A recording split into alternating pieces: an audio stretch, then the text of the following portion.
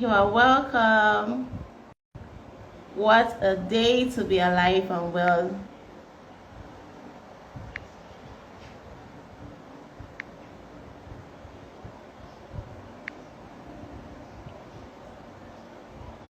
Teacher Show. It's a good day to be alive and well.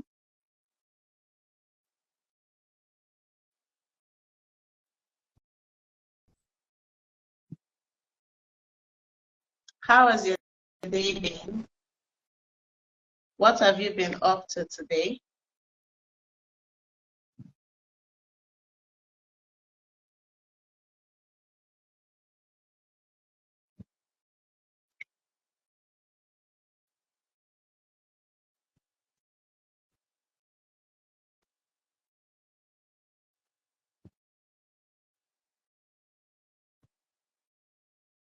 Hello, hello, hello, everyone. Hello. You're welcome. It's so good to have you here today. How are you doing? How has your day been? What have you been up to? Tell me, tell me. Let's just. Hi, Reynolds. Hello, Reynolds. Yeah, yeah, yeah, yeah, yeah, yeah, yeah, yeah. Hi, Jolly Teacher. You're welcome. You're welcome. Thank you very much. Reynolds, I've sent you a request to be on the live show. So quickly join me here. It's so good to have you here. Hello, everyone. You're welcome. Today is a good day to be alive and well. Do you like my cowgirl look? I am a cowgirl today. I'm a cowgirl today. Do you like my look? Tell me. Do you like my cowgirl look? What do you have to say about it? Hi, Reynolds. Reynolds, please accept the invite.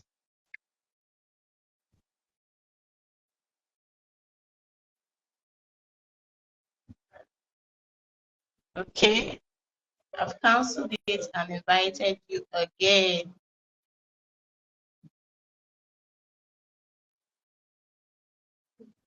I've cancelled it and invited you again. Can you see it? Have you seen the? Good morning. Let's see. We there? I've accepted your. Hey, good morning. Well, I'm well excited. I Yeah, guess it's. yeah, yeah, yeah, yeah. I can see you. Hey, how are you? Good morning. Okay, but it's not steady. It's not steady. Give me one second. Let me close this door real quick. All right, I'm here. How are you? Oh, wow. Hello, Reynolds. It's so good to have you here. It's so good. Your network seems unsteady a bit.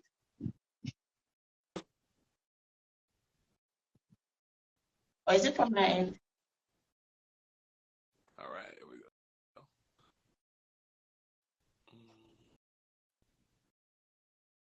Okay. All right, can you hear me? Hello, everyone. You're welcome. You're welcome. You're welcome.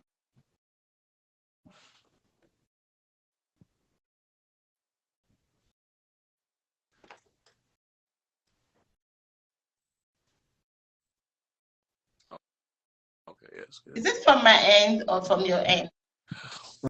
Wait, can you hear me? Yeah, I should be able to hear you. Yes, I heard what you said. Oh, okay, okay, okay. Yeah, I can hear you. Okay. All right. Thank you very much. You're welcome, Reynolds. How is your day going?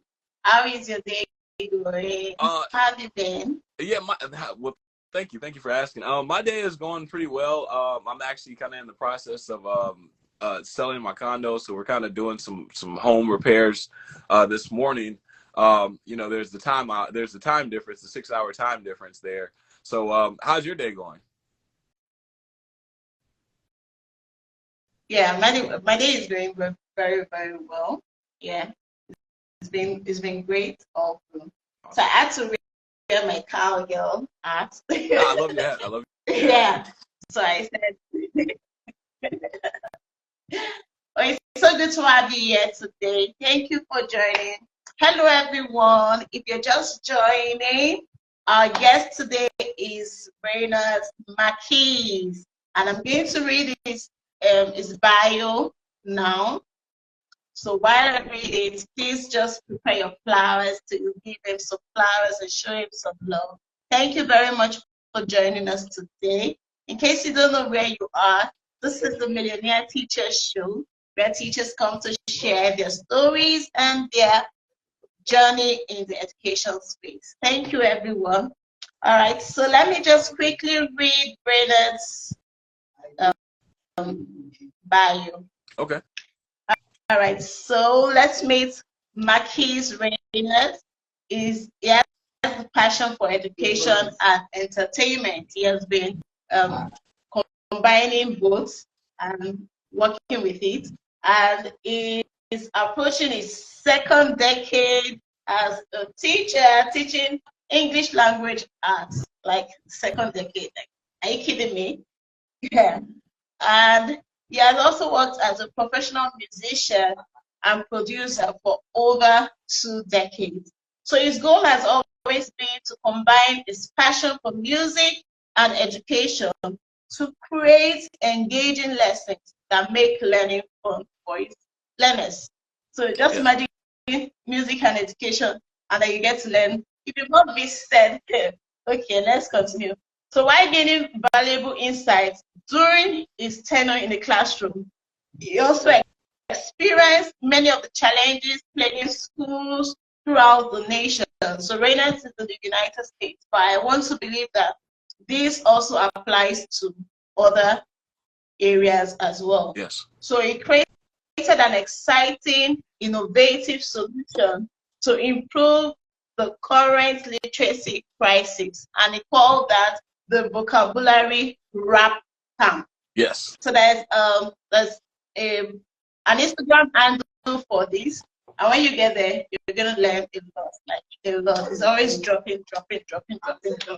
Yeah. So today, let's give Reynolds a round of applause as we welcome him.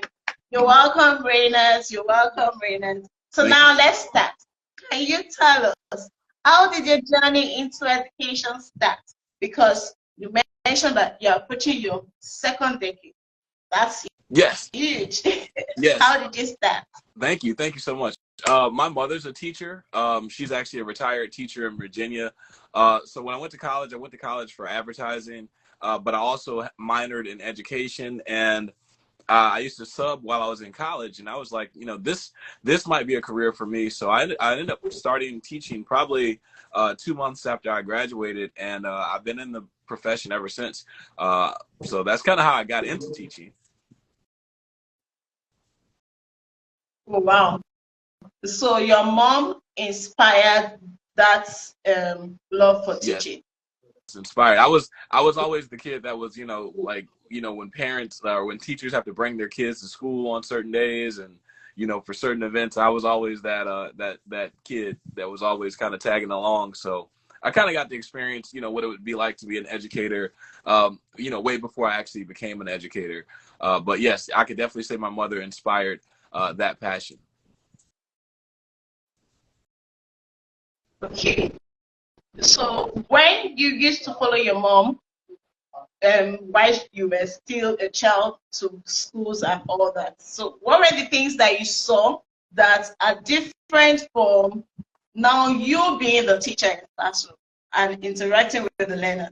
What were the things that you saw then and things that you're seeing now that is now like kind of different or similar?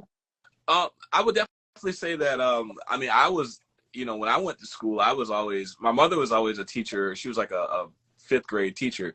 So I would always, come to her class, but I was actually in private school. So, when I would come to her class, I would kind of see more of what I see today. I mean, I teach older kids, and she, of course, taught younger kids. But there are a lot of similarities. I would say that education really hasn't changed much. I mean, at least in the United States, from the 80s to the 90s to now. So, I mean, it's not much different. Like I said, some of the things and challenges I saw her deal with, I deal with now. So, I mean, not in the same regard, because like I said, I have older students, she had younger students, but there's a lot of similarities.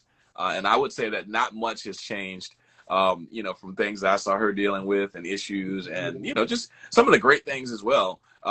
It's very similar now.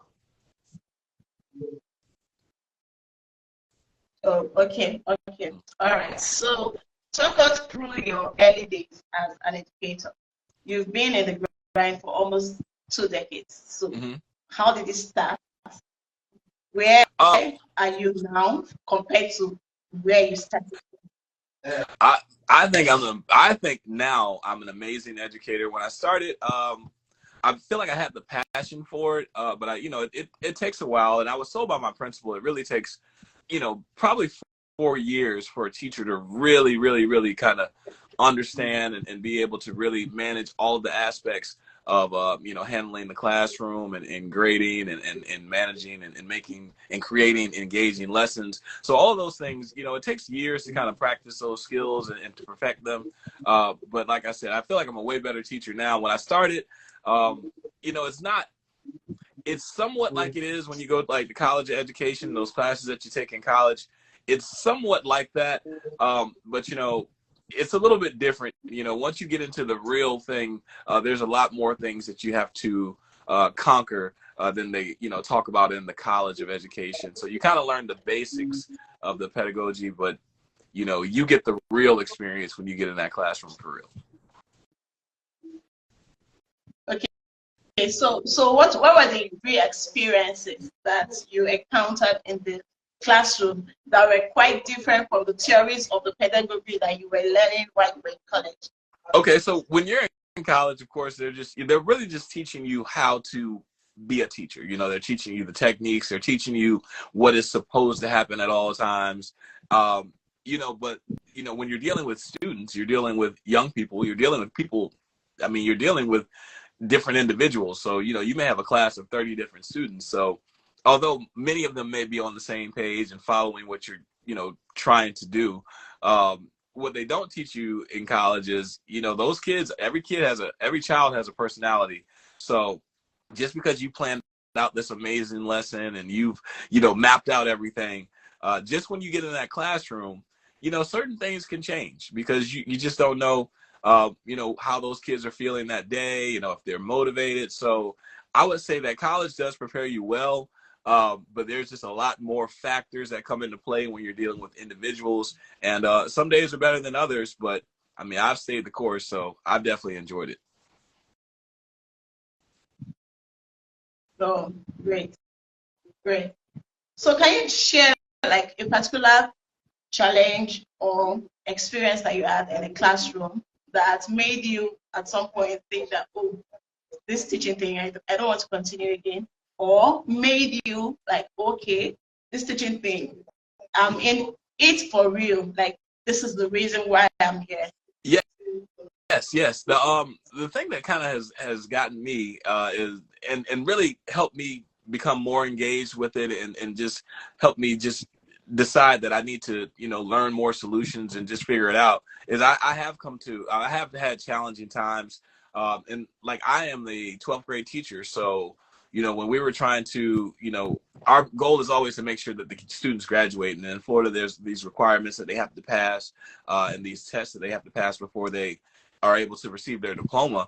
So the challenging part was just, having students that, weren't, passing the test or weren't taking it as seriously as possible, which ended up leading me to vocabulary rap camp because I needed to find a solution to help students understand things that they were going to see on the test. So the biggest issue, and when we talk about comprehension, I think is vocabulary. And I think that students just aren't exposed to enough words.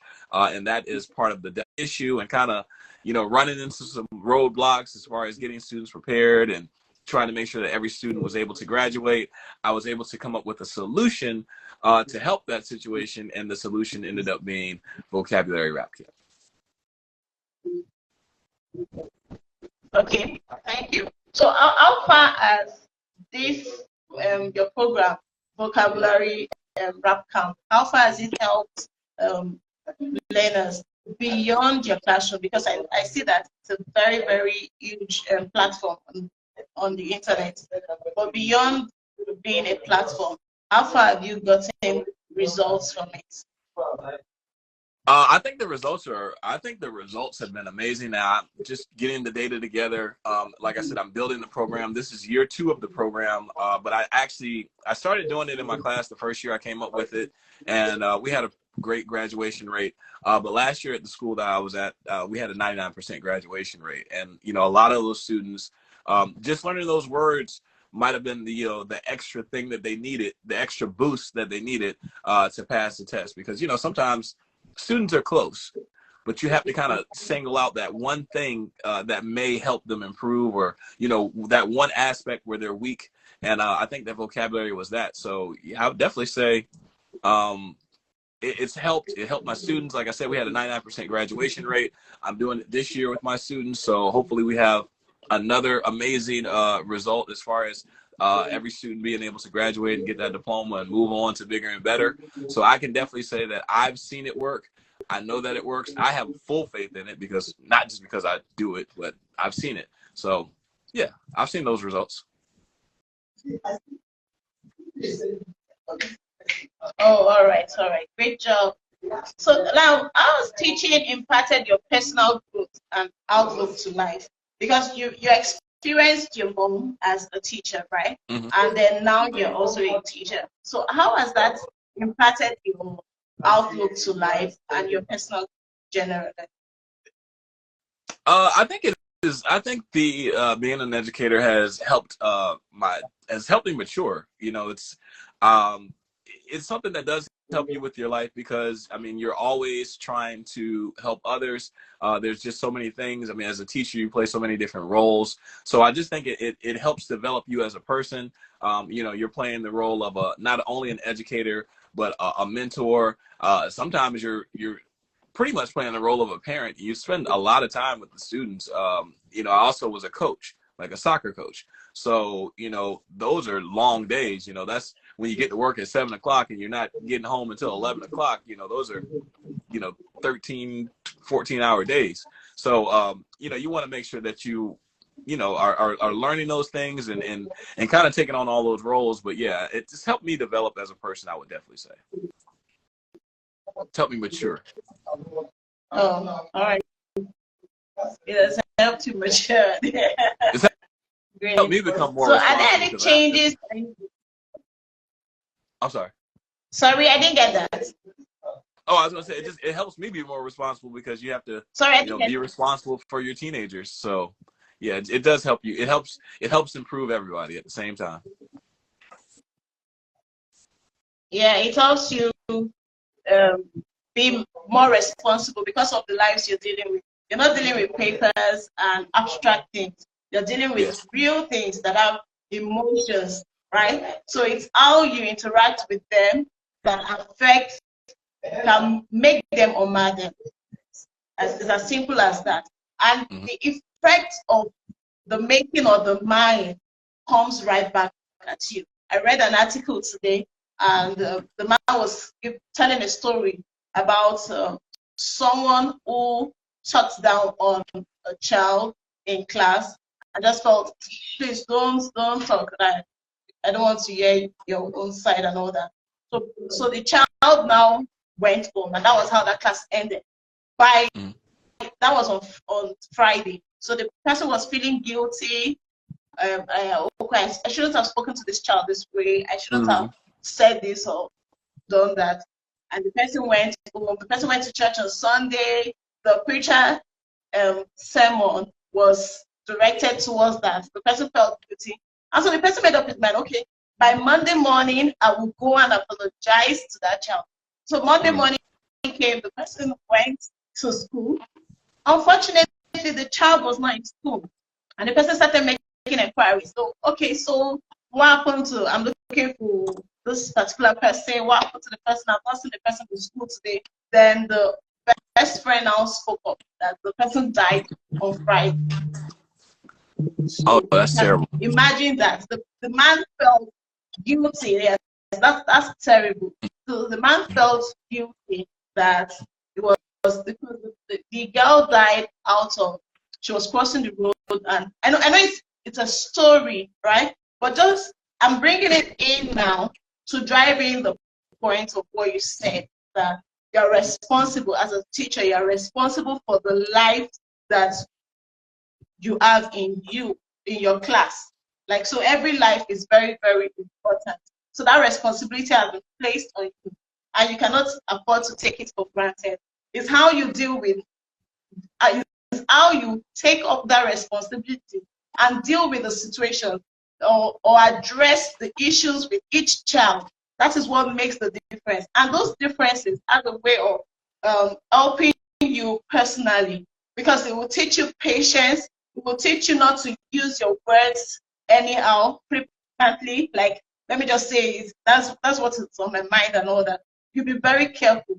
And these things are very, very important. Like, we can't even begin to appreciate teachers enough. Thank you very much for that point. I just needed to bring up that story to drive home that point. So No, that's now, a good story. let's talk. Sorry, you want to say something? No, I was saying that was a good story. No, thank you. All right. Okay, so now let's talk. Apart from being a teacher, you're also professionally into entertainment, like production and all that. You're a producer and all that. And you're doing it alongside your teaching. So now tell us, how do you strike a balance between teaching and your personal life to prevent burnout? Because I can see that you're bringing your entertainment aspect of you into your teaching, so that your learners can see how your personality is influencing how you teach. Your personality of being an entertainer is influencing how you teach. And yeah, so how do you create a balance so that you are not burnt out? I'm not gonna lie to you. I am burnt out right now, but you know, I just try to keep a good attitude about it. These are things that I enjoy doing. I enjoy doing music. I enjoy teaching. I enjoy the students. But I mean, it'll wear you out. It'll wear you out. And you know, this year I'm not coaching. I'm trying to spend more time with rap camp. But you know, I still, you know, try to give it my full. As far as my regular teaching and making sure my kids graduate, that's like priority number one. So as far as balancing my work life, I pretty much try to consolidate everything. So, you know, I rap camp and teaching, I've kind of tried to combine them. And so, you know, even when I'm at work, like during my planning period, I might be writing words or recording or getting ready to record something or preparing for what I'm going to be recording later. So it all kind of works together. You know, I start in the morning before I even go to work. I start trying to think of what the word of the day is going to be. And then I kind of, you know, I do the lesson for the kids, and then I'll come home and I'll post that on social media. So like I said, I'm trying to make it all kind of work together. But as far as education and music, I'm totally locked in. So I don't have a lot of free time. If I'm doing something, it's probably related to rap camp or teaching at this point. Oh, all right. Thank you. So you just relate everything around your teaching and all that. All right. So now let's look at it. What resources or professional development opportunities have been most valuable to you as a teacher? What development? Well, I will say, I mean, I've had a lot of professional development. I mean, in my 19 years of education, yeah, I've had plenty of professional development. And I mean, sometimes it's redundant, but, you know, sometimes it's very useful. So I like to always be receptive to the information that I'm given, and I always try to process it and see how I can use it to help my students in my class. And I think that, like I said, I like, you know, teachers get tired of professional development, and we have to do it all the time. But at the end of the day, I do think it makes you better as an educator, which, you know, eventually helps you serve the students better. So I don't love it, but I can definitely say whenever I'm offered it, I usually take it, and you know, I'm always trying to improve because I know I'm not perfect in what I do. Although I think that I'm amazing at it, I think that there's definitely room to grow at all times. And I'll also say I had an administrator that was just an amazing administrator, and she was just able to, you know, just kind of help me, and she was the one that even suggested, you know, if you're a DJ and then you're an educator, when are you going to start incorporating music into your lessons? And that was the catalyst of rap camp, of vocabulary rap camp. So like I said, I'm always receptive.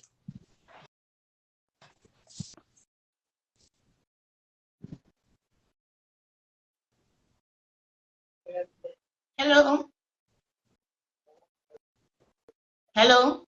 Hey, I'm I here. want to be sure you're still here with us. Oh, okay. Okay, great. So how do you maintain a positive and engaging classroom environment with the entertainment, with dealing with, you know, sometimes while teaching, I wanted to introduce some enrichment activities that would help the learners drive home the concept very well. Sometimes the children get so excited, and if you're not careful, you lose the interest, or you lose focus from what you actually want to achieve, right? So how do you maintain a positive and engaging classroom with the things that you do? That's a great question. That's a great question because that's key. That's key. In creating an engaging learning environment is the key to reaching students, and having a good rapport with students is another way to reach them. You want to make sure that you're doing stuff that is relative to them. So as far as vocabulary, it's just not the most fun thing. SAT, ACT, those are not the most fun tests to study for. So, you know, I play, I try to make it as competitive and as engaging as possible. So we do the vocabulary rap camp. So that incorporates pop culture, sports, entertainment, music. It incorporates all those things to, you know, teach something that, like I said, is not always exciting, but I try to do it in an exciting way by doing those things. I also run a lot of, learning games, and, you know, I may put, I create Kahoots. I don't know if you play Kahoot, but I create learning games that based around the SAT and ACT practice and lessons and skills that we're learning. So I just always try to make it engaging because I'm realistic. I know that, you know, everything else that's going on the internet and TV and stuff, it's just more exciting. So I have to make sure that I bring that level of excitement to the classroom, or you're never going to get the students' attention, you know? So I try to make it as engaging and possible as possible because I know it's not the most fun thing. All right. So while you're making it engaging, have you ever been in a situation where you're struggling to get your learners to focus on the key concept or aim of the lesson? Like they're not overtaken by the engagement or the fun of the lesson, then they become carried away. Have you ever had such an encounter, and you're now trying to bring it back? Like, okay, so in all the fun, this is the point. Do you understand? No, definitely. I mean, you got to remember the students are not, you know, they're not 100% with it every day. You know, not every student shows up every day and it just has an amazing day. You know, sometimes they're tired. You know, they play sports, they're involved in other stuff, and you know, sometimes they get tired of doing the stuff. And I'm just gonna say, you know, I understand that. So what I try to do is, you know, I get it. I think that I have their attention most of the time. I know that there are some lessons where, you may do it and you say, well, maybe that just wasn't engaging enough, or maybe I can try it. But I always consistently, look at what I do, reflect on what I've done, and just try to improve it for the next lesson. And just understand that, you know, every lesson is not going to be a home run. You know, every lesson is not going to be just the most amazing lesson, but you want to have a majority of them be as great as possible. But just understand that, sometimes it could be other factors with students. And like I said, if you have 30 kids in the classroom, you may have 25 kids that are all in, but you may have 5 kids that just really aren't engaged that day. And you just have to kind of understand that that's how it works, So you try to motivate them. You try to, reestablish the purpose of why we're doing this. Like, I want you to graduate. You want to graduate. We have the same goal. We have the same mission. So, you just work with them and, be patient, I would just say. Yeah. Thank you very much. All right. So, I hope we're not drilling you too much. No, you're fine. You're fine. Thank you. So, all right. So, are there specific teaching strategies or approaches that you are particularly passionate about? I know the entertainment part of it, but aside from the entertainment part of your strategy, are there other strategies that you are passionate about using to get your learners to learn? As far as the strategy, I would just say in general, I like to model what I do. So I like to, be able to just really show students, walk through it with the students. I mean, like I said, when you're teaching SAT and ACT, it's a little bit different than when you're teaching regular, say when I was teaching 9th grade, that's a little bit different than actually teaching this test prep. So you have to kind of be a little more involved when you're doing the test prep because, the students just may not be familiar and you're trying to get them to learn it in a fast manner because those tests, they have them. I mean, they come up pretty often during their senior year. And, one of those has to, they have to be successful on one of those tests. So you really, you have to, I do hold the class a little bit more. I mean, it's not as much, we have independent work, but I try to work with them, especially through those passages, because on the test, you can't work with them. But when you're working with them during the week, you want to pretty much simulate what's going to happen on a Saturday morning when they show up. And I just work closely with them. I try to work as closely with them. I try to model everything. And another strategy that I will say, I know this is a long answer, but another strategy I would say is just trying to cater to the different learning styles. Some students are kind of better when you're just interacting. And some students can hear it and they get it. Those audio learners. The visual learners, they have to see like maybe a video or they have to see some type of, like I said, modeling. So there's just different type of learning styles that I also try to adhere to make sure that students understand. Oh, great. Yeah. All right. Thank you very much. So there was a document you sent to me when you sent in your bio. And on that document, when I read it, you were talking about wanting to the countries or areas you want to expand your vocabulary rap campaign to. So can you talk more about that? Let's get to know more about it. Okay, so rap camp is like I said, I'm in Jacksonville, Florida, and I do it with my students in person. But I also have a huge following. My biggest following is Nigeria. My second biggest following is South Africa. My third is Jamaica. Then it's Mexico.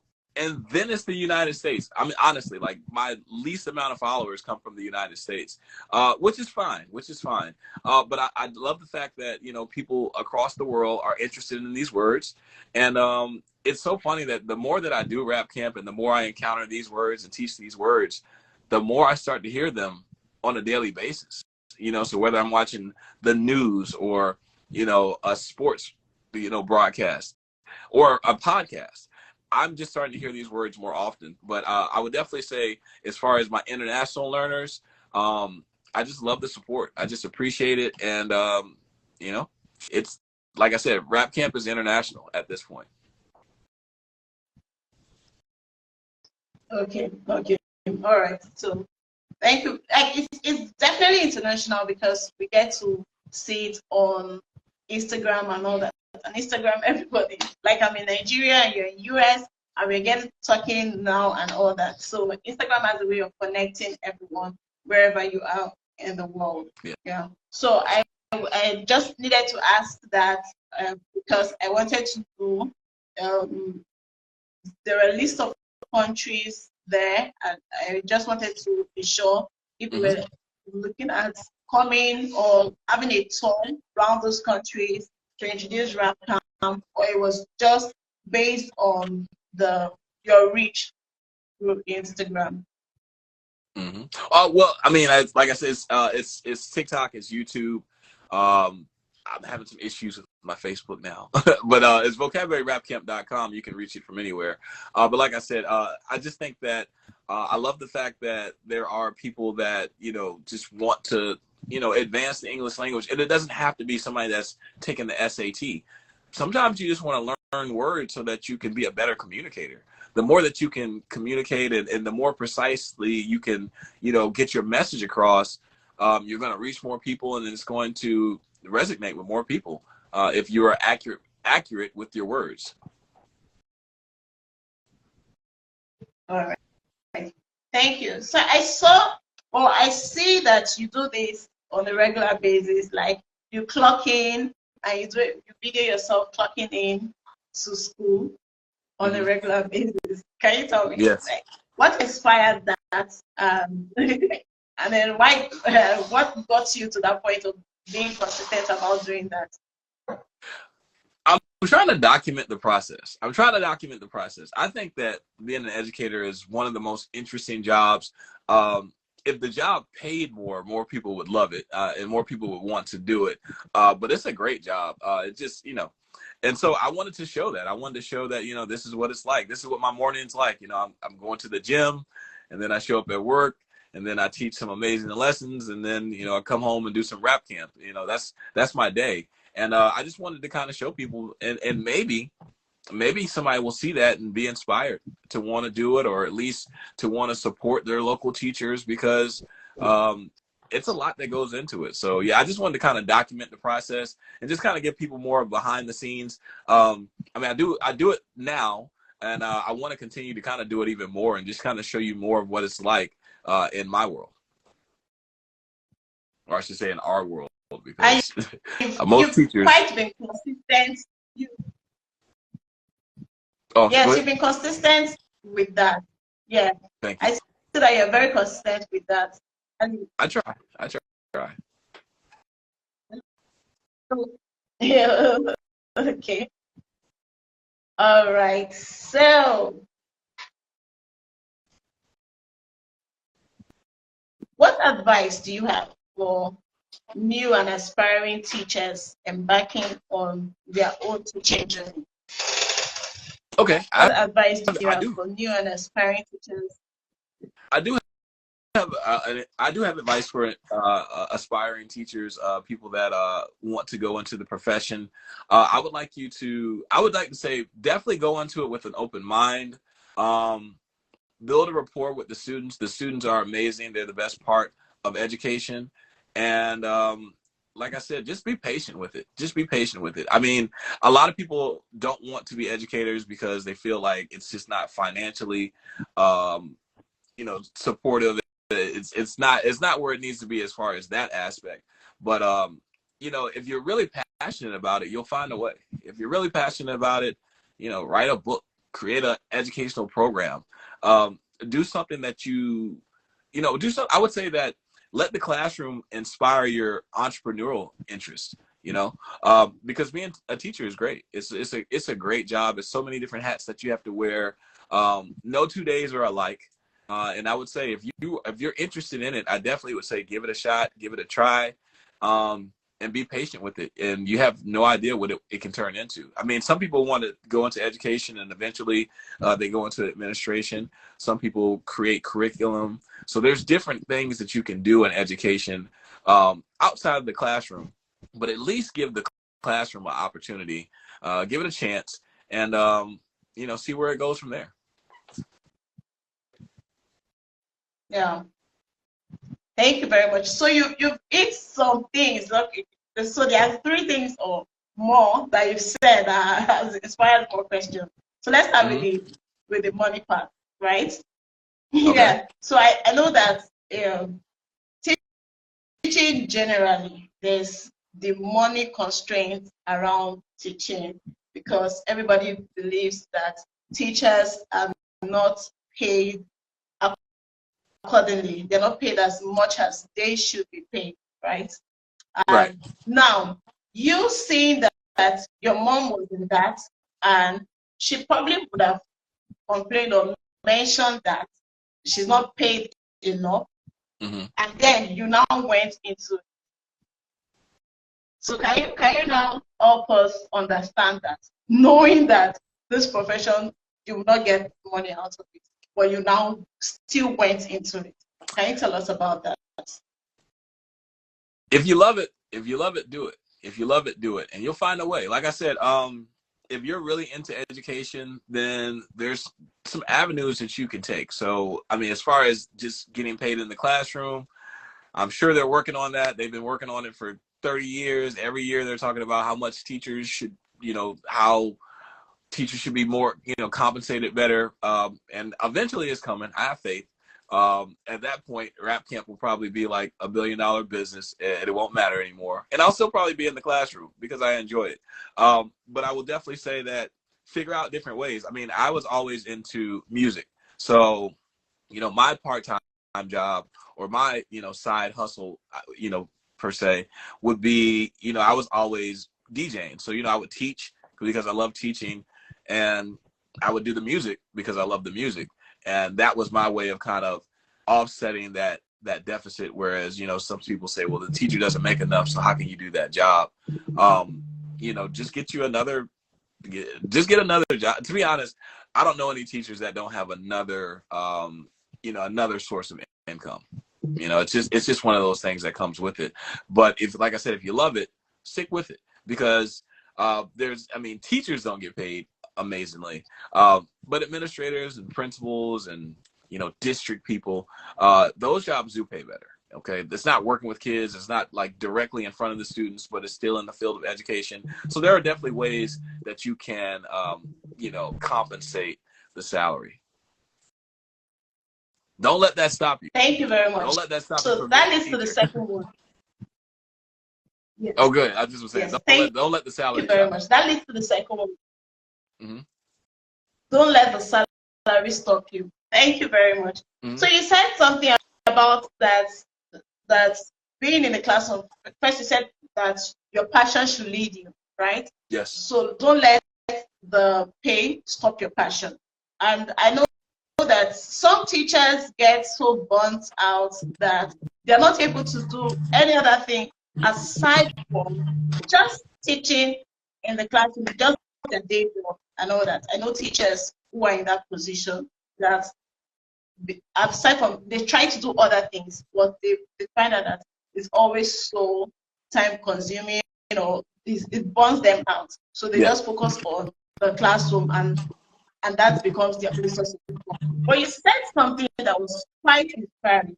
You said that let the classroom inspire your entrepreneurship. So now, while you're in the classroom, you can be in the classroom, but from what you're doing on a daily basis, let that begin to bring out the different things that you can do to bring in your extra income without losing your passion for the job. I like that. And then you now related it to the vocabulary rap camp, where you love music, you love entertainment, right? Yes. And you also love to teach. So you are teaching, and you didn't allow that. So you were doing the DJ job by the side, right? Yes. And then while teaching, you saw that there was a need to bring in your DJ thing into so like the classroom inspired your ability to turn this thing that I'm doing in the classroom to make it into a business that can actually bring in extra income without affecting this thing I'm doing in the classroom. And I think that was quite profound. That was very, very profound. Like, this is something that a lot of teachers need to hear, because you hear teachers that have been teaching for the past how many years, and sometimes they just feel, oh, they just need to leave the classroom and get on with business, or whatever business they are doing does not synchronize with what they are doing in the classroom. But now you're telling me we need to get to the point where our businesses and what we are doing in the classroom need to align. It doesn't necessarily have to be the same thing, but they are in alignment. And when they are in alignment, you don't feel that burnout. You feel the burnout when they are not in alignment. Right? Exactly. Thank you very much. That was quite good. I don't know if you have like final words for us, because I don't want to drain you too much. I asked you to give an advice to upcoming teachers, and from your advice, we got more and more interaction based on the advice that you were giving. So I don't know if you have final words for us, or you want to show us some of your, some of your skills. Entertain us a bit, please. Will you entertain us a bit, please? Okay. All right. Well, I'll drop some words and then I'll drop some words. Okay. But yeah, I will definitely just say, I love teaching. Make sure that you follow Vocabulary Rap Camp. It's just it's the new wave. I had students, like I said, if you want to reach the modern student who's on their cell phone pretty much 23, it seems like 23 out of 24 hours of the day, then put your information on their phone, okay? So Vocabulary Rap Camp can be found through social media, TikTok, Instagram, because that's where teenagers are, okay? And that's how we spread information in 2023. So I would just say that, if you would like to go into the field of education, or if you're already in the field of education, just start thinking of solutions, okay? I mean, if you're a math teacher, there's probably a whole different set of things that you see that are wrong, and maybe start coming up with your own solutions, or start, trying to innovate in that classroom. So I'll leave you with that. I will definitely say, like I said, follow your passion. And if you're passionate about it, stick with it and you will find a way. And I will also say, when you were talking about entertaining, I did a rhyme the other day. I did a word. The word was metamorphosis. So that's the word I'm going to do for you all today. But metamorphosis, of course, it means a change. And a lot of my students said it was one of our easier words because they actually are reading the book in another class that they have. So some of them knew what the word was. But it was a rhyme. And, we were debating it in class, and we were kind of talking about it and trying to figure out what I was talking about, and trying to figure out how it made sense and how it described the word metamorphosis. So I'll say it. So I said, let's take the word metamorphosis. I'll take it back to its origins. Meta meets morph equals change. That's the formula.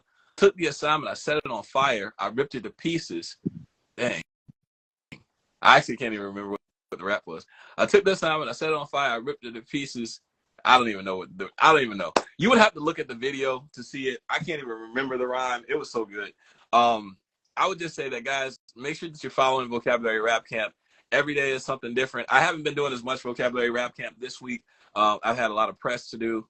But I'll be getting back on it next week. Word of the day, of course, teaching synonyms, visual representations, relating it to music, and just trying to help people that are trying to pass tests. There's IELTS. Is that a test? That's a test, right? Yes. IELTS. Yes. IELTS. I've actually been National English Language Test of Standard. Yeah. Okay, yeah, and like I said, I've gotten a lot of requests to kind of focus a little bit more on that. But like I said, whether you're taking a test or whether you just want to improve your vocabulary so that you can maybe improve your career, maybe improve your writing, your communication skills. There's just so many reasons that you can improve, or so many benefits to improving your vocabulary. So let Vocabulary Rap Camp be the catalyst to that.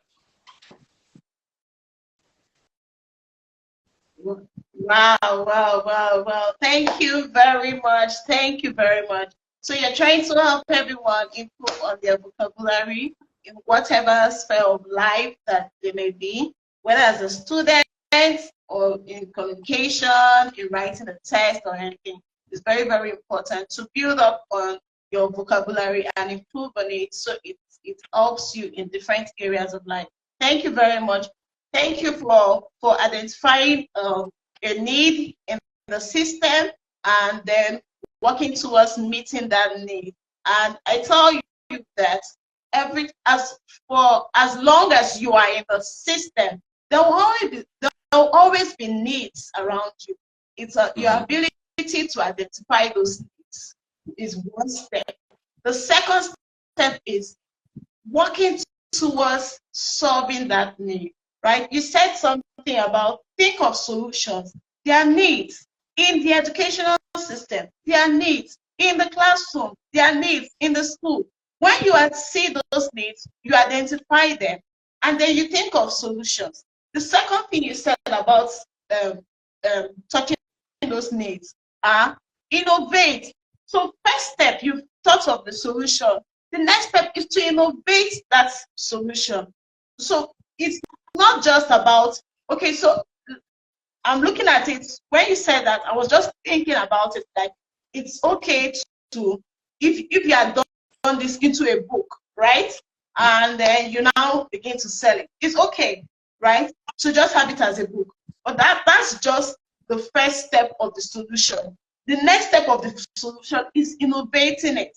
You said something when you talked about vocabulary, like you are reaching, your goal is students, right? And you're putting it in spaces where the students will easily interact with. They're always with their phones and they're always checking one thing or the other. So you put it there as a content on the social media that they interact with. That's innovative, right? You've taken the solution from one step to innovating it. And then the next step is to commercialize this innovation. So it's not enough to innovate. It's not enough to innovate to get to the next level. You need to get to the next level of commercializing your innovation. So that was very, very profound. Think of the solution and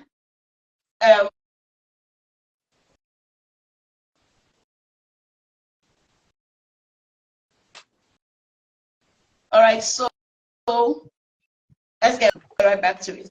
So you think of a problem, you identify a problem, right? Think of a solution to the problem. And when you sort out the solution to the problem, innovate that solution. That's the next step. And then finally commercialize that solution. So when you innovate it and you commercialize it, I mean, you're balling as a teacher. You're not just teaching. You now begin to have streams of incomes that are now passive to you. So you don't have to do extra and all that. This is very, very profound. And I'm just so grateful that these were your last words. This came in very, very grateful. Thank you very much for ending this with us, because it will.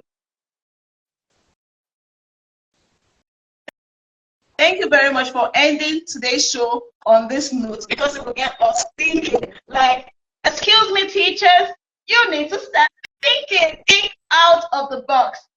Yes. What is the problem in your field? What is the problem in your classroom? What are you doing about that problem? Are you complaining, or are you seeking out solutions to that problem? For those who have already identified the problems and are seeking out solutions to them, kudos to you. But you see, my darlings, the next step is to innovate those solutions. And when you've done innovating those solutions, the next step is to commercialize it. Let it begin to earn for you, and let it begin to make passive income for you, that you don't have to be working extra to get the extra money for it again. Thank you very much, Reynolds. We really, really enjoyed. Thank you. Thank you. It was a pleasure having you with us. We hope to see you next time when we're in the United States. We hope to have a physical contact with you and get to meet. Yeah. I need to get over I would like to be. I need to come where you all Sorry? are. I need to come. I said I need to come where you are. You need to come to Nigeria. That's not a problem. That's not a problem. That's not a problem. You can come to Nigeria. That's not a problem. I have a passport. Maybe this Sorry? summer. Maybe I need to get there. I said I have a passport, so this summer maybe I need to get there.